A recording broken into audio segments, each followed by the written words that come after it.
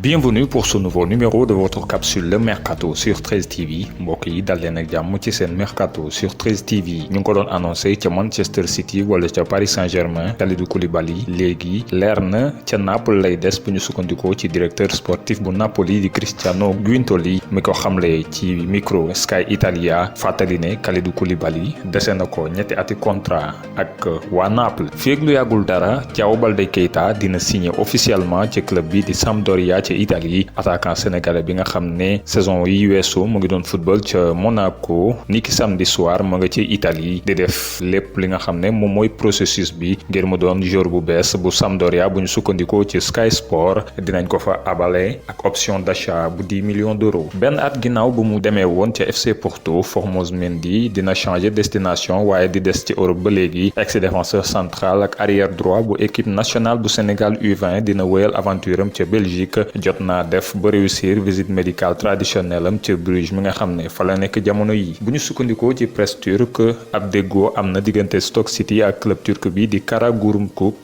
ngir ñu abal leen ak option d'achat milieu sénégalais bi di Pape Alioune Ndiaye moom mi nga xam ne mu ngi am contrat ak Stoke City ba 2022 dina dem rejoindre leader actuel bu Super League bu Turquie.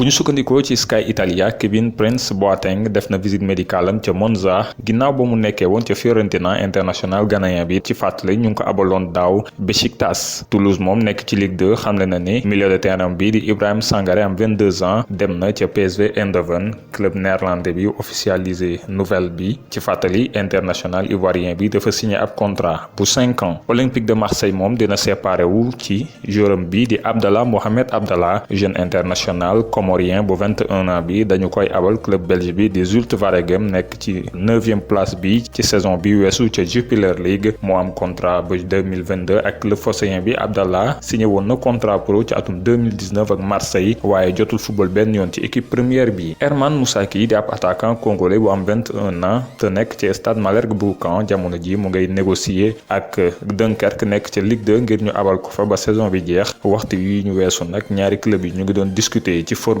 prêt bi.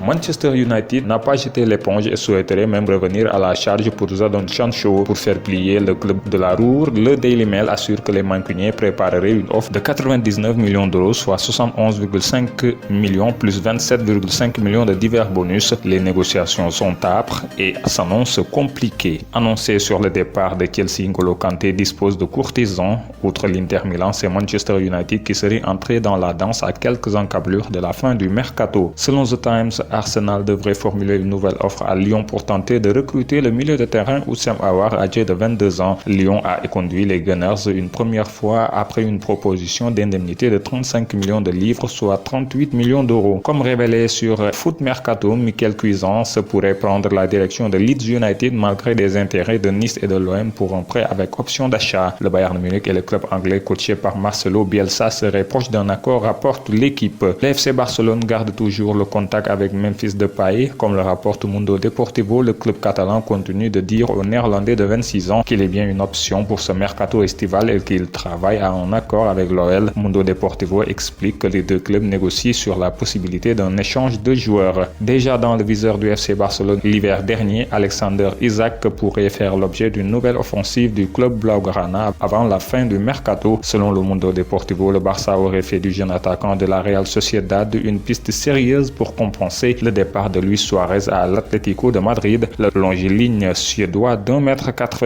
m, auteur de 16 buts et 3 passes décisives, toutes compétitions confondues la saison dernière, dispose d'une clause libératoire fixée à 70 millions d'euros. Le Benfica à Lisbonne a pour sa part conclu un accord avec Manchester City pour le transfert du défenseur portugais de 23 ans Ruben Dias, mais ce n'est pas la seule affaire que les deux clubs ont faite. En effet, la formation lisboète a aussi annoncé avoir récupéré l'international argentin Nicolas Otamendi, âgé de 32 ans et ex du FC Porto, contre la somme de 15 millions d'euros. Une nouvelle piste pour le PSG au milieu de terrain. D'après Téléfoot, le club de la capitale pense à l'international italien de Chelsea, Jorginho. L'idée serait d'attirer l'ancien joueur de Naples dans le cadre d'un prêt. Rappelons que les Rouges et Bleus travaillent selon diverses sources sur la piste d'un autre joueur des Blues, Tiemoué Bakayoko. Jorginho, 28 ans, est sous contrat jusqu'en 2023 à Londres.